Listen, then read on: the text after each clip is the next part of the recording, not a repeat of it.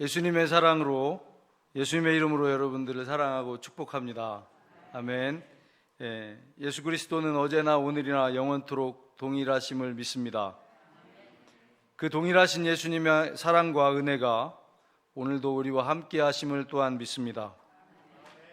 이제 우리 교단의 표어 말씀을 함께 나누기 원합니다. 이 말씀의 핵심은 예수님께서 지금도 우리와 함께 하시는 분, 지금도 역사하시는 분이라는 뜻입니다. 과거에만이 아니라 바로 지금 우리에게 역사하시고 영원히 우리와 함께 하시는 예수님이라는 것을 강조하시는 말씀입니다. 여러분 혹시 세대주의라는 말씀을 들어보신 적 있나요? 세대주의가 뭐냐? 성경 속의 일들 중에 어떤 것은 특정한 시대에만 국한된다는 거예요. 그러니까 성령 세례라든가 치유의 역사라든가 이런 거는 이 초자연적인 일은 오늘과 같은 이성적인 시대, 과학의 시대에는 안 일어난다. 이렇게 보는 신학적 견해를 세대주의라고 하는데, 그러나 우리는 현대 오순절 운동의 한 흐름 속에 있는 우리 교단은 지금도 살아 역사하시는 예수님을 믿습니다. 예수님은 구원자이십니다.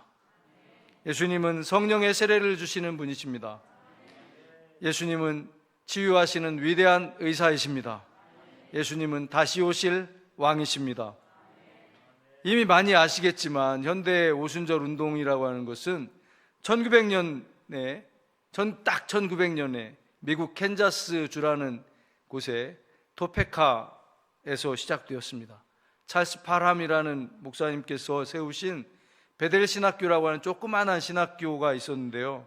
거기에 이제 크리스마스와 새해를 맞은 짧은 겨울방학을 하면서 이제 학생들한테 과제를 주었습니다.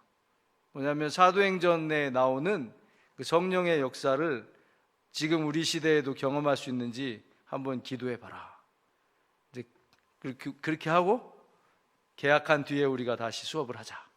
이렇게 했는데 그 중에 아그네스 오즈만이라고 하는 여학생이 그 교수님이 내주신 숙제를 금식하며 기도하면서 행하다가 방언을 받는 놀라운 역사가 일어났습니다.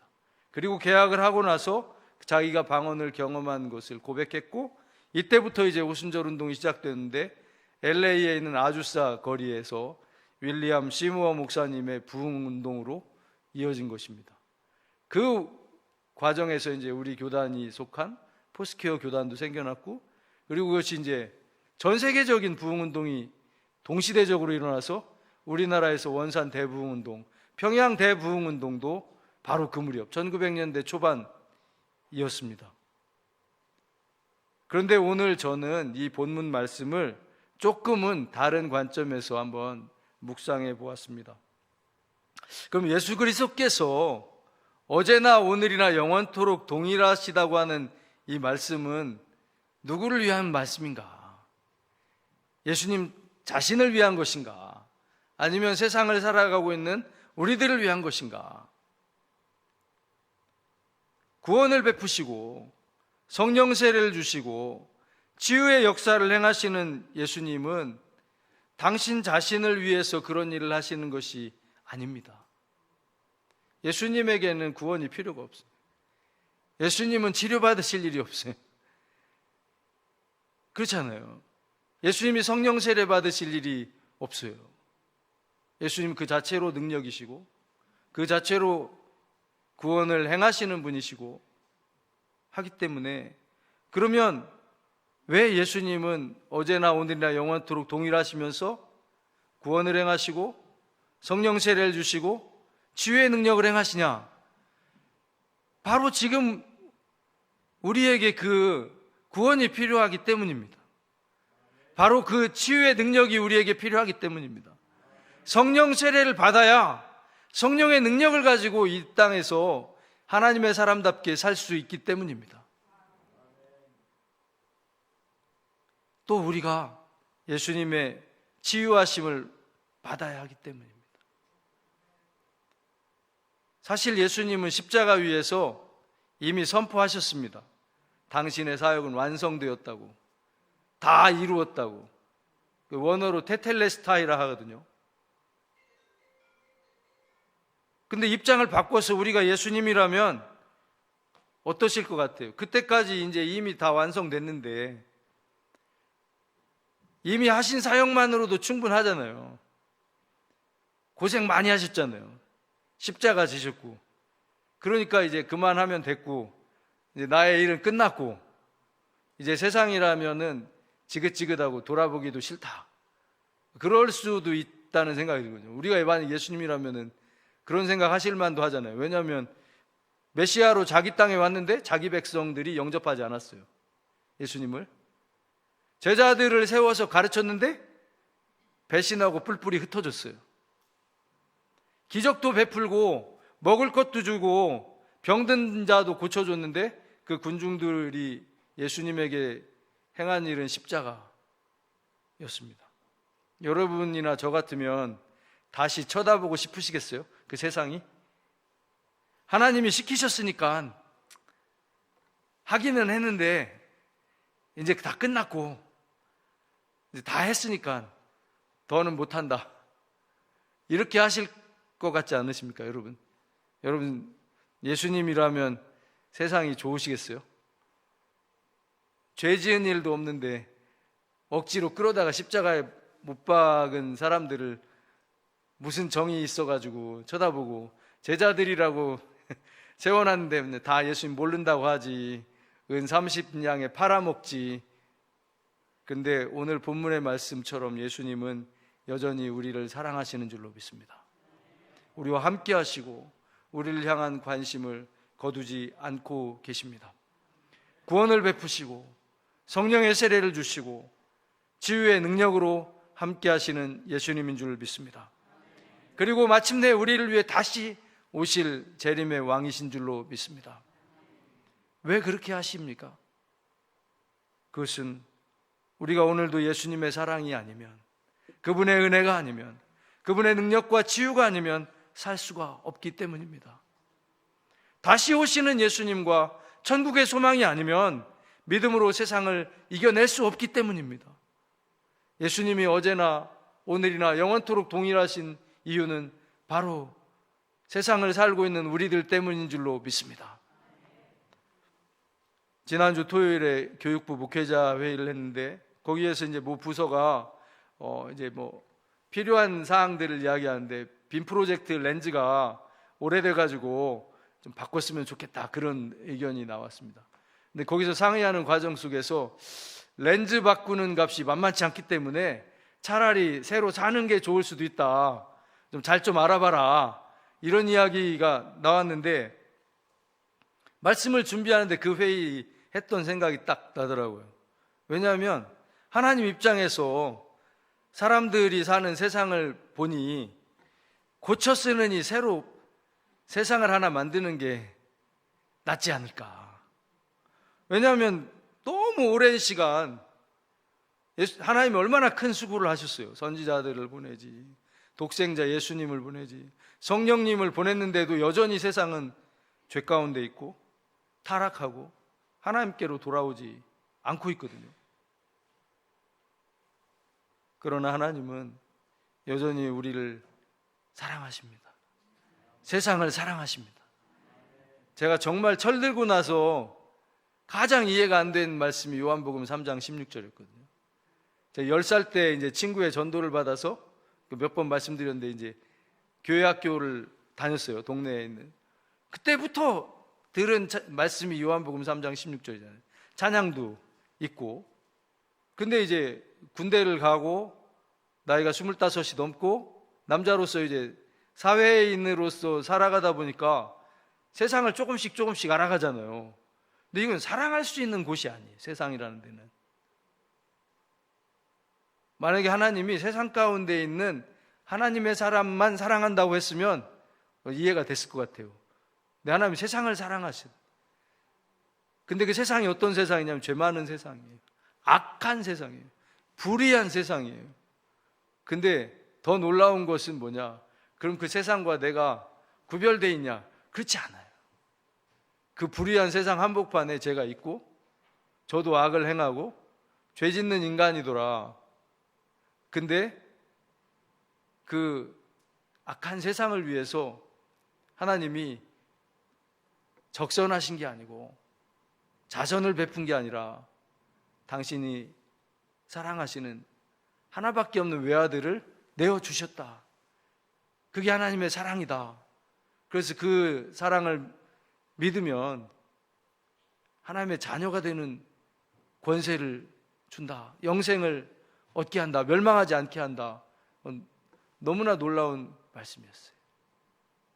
세상을 그냥 봐준다, 눈 감아준다가 아니라 사랑하신다. 지금도 사랑하신다.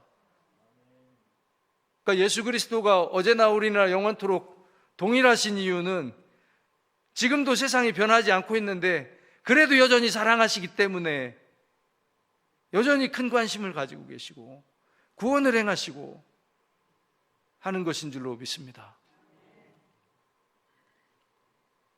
근데 우리가 가끔 착각을 해요. 뭐냐면 우리가 하나님을 위해서 뭔가 엄청나게 열심히 한다고 생각할 때가 있어요. 뭐 순종을 했네, 헌신을 했네, 수고를 했네. 하지만 실은 하나님의 그 은혜가 우리를 붙드시고 이끄시고 우리와 함께 하신 것뿐임을 고백하지 않을 수 없습니다. 지난주에 어떤 선교사님이 하신 간증 이야기를 들은 일이 있는데요. 그 선교사님이 이제 최근에 동료 선교사님들과 함께 연합 수련회를 하셨대요. 거기서 이제 말씀을 전하시게 됐는데 그 말씀을 전하는 거는 이제 그 다음 날이고 그 하루 전날 수련회 하는 장소에 가서 이제 여러 군데서 오신 선교사님들하고 교제도 하고 식사도 하셨대요. 거기서 선교사님들이 뭐라고 말씀하시냐면 이제 사역 못하겠다. 너무 변화가 없다. 열매도 없고 기대가 안 된다. 다 그런 말씀을 한 거예요. 이해가 되시잖아요. 선교 현장에서 뭐 큰 변화가 팍팍 일어나고 그러지 않잖아요. 근데 그 말씀을 듣는데 이제 내일 말씀을 전해야 되는 이 강사 선교사님은 너무 낙심이 되는 거예요. 도대체 나는 내일 어떻게 하나님의 말씀을 전해야 되나. 숙소에 돌아와서 이제 누웠는데 잠이 안 오고 그래서 엎드려서 기도하고 하나님 도대체 저는 내일 어떻게 말씀을 전해야 됩니까? 저 낙심하고 저 소망 없어 하고 저렇게 지친 선교사님들한테 뭐라고 말씀을 전해야 됩니까? 하는데 하나님이 깨달음을 주시는 거예요. 그게 뭐냐? 그럼 너는 변하고 있냐? 너는 나의 기대에 부응하고 있냐? 너에겐 열매가 있냐? 그러고 보니까 자기 자신도 너무 안 변하고 있더래요. 오늘이 그날이고 그날이 오늘이고 이렇게 세월이 가도 더 은혜스럽게 변한다든가 더 능력이 충만하다든가 더 하나님을 위해서 헌신한다든가 그러지 않더래요. 그 하나님이 그런 마음을 주시더래요. 그래서 내가 너에 대해서 기대를 버리면 좋겠냐 너는?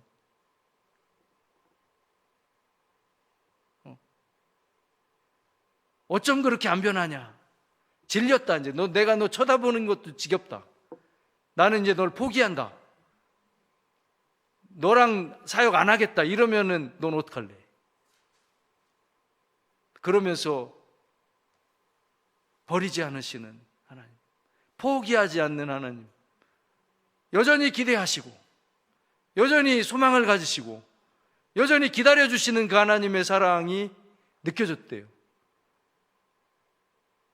그러면서 하나님이 나를 사랑하시고 하나님이 세상을 버리지 않으시고 하나님이 선교 현장에 대해서 여전히 관심을 갖고 계신데 우리가 낙심하면 안 된다고 말씀을 전해야겠다고 깨달으셨다는 말씀을 듣고 큰 은혜를 받았습니다.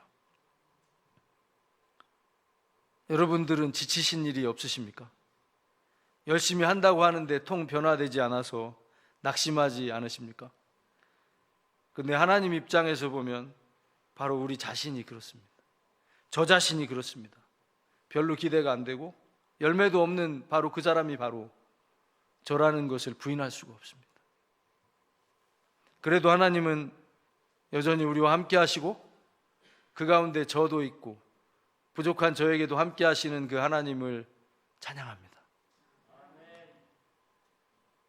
이렇게 부족한데도 기도하면 하나님 들어주시고 지치면 힘도 주시고 별로 잘한 것도 없는데 가끔 또 귀한 것도 베풀어 주시고 함께 일할 수 있는 동역자들을 붙여주셔서 사역할 수 있음에 감사하고 하나님을 높여드립니다.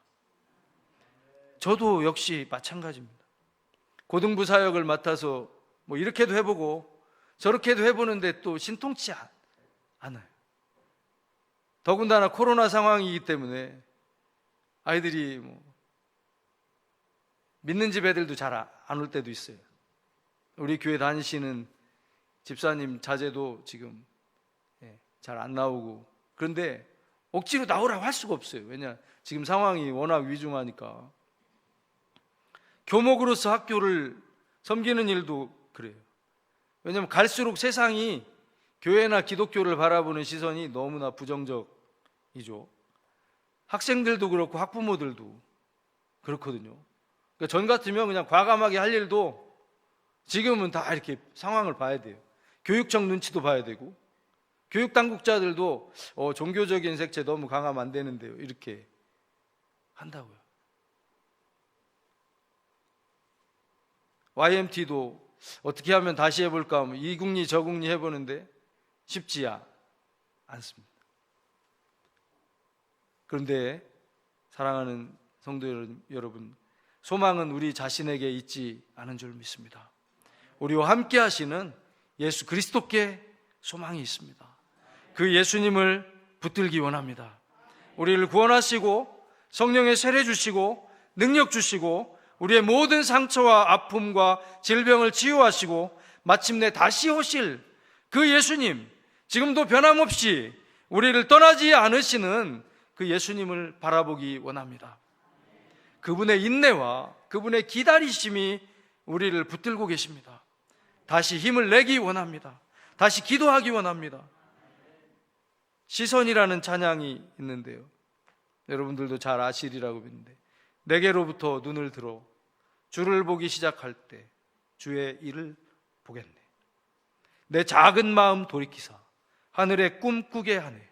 주님을 볼 때 모든 시선을 주님께 드리고 살아계신 하나님을 느낄 때 내 삶은 주의 역사가 되고 하나님이 일하기 시작하네. 성령이 나를 변화시켜 모든 두려움 사라질 때 주의 일을 보겠네. 황폐한 땅 한가운데서 주님 마음 알게 되리. 주님을 볼 때 모든 시선을 주님께 드리고 전능하신 하나님을 느낄 때 세상은 주의 나라가 되고 하나님이 일하기 시작하네. 하나님과 함께 일하기를 원합니다. 나의 힘, 나의 관점, 나의 생각으로 볼 때는 아무런 소망이 없고 기대도 안 되고 이제 할 수 있는 게 없다고 낙심하게 된 것들을 내려놓기를 원합니다. 지금도 이 부족한 나에게 소망을 가지시고 기대를 가지시고 능력을 주시고 힘을 주시고 아픔을 치유해 주시는 그 예수님을 붙들기 원합니다. 마침내 하늘 영광으로 다시 오셔서 우리를 그 하나님의 나라로 붙들어 올리실 예수님을 바라보기 원합니다. 예수 그리스도는 어제나 오늘이나 영원토록 동일하신 예수님임을 믿습니다. 아멘. 기도하겠습니다.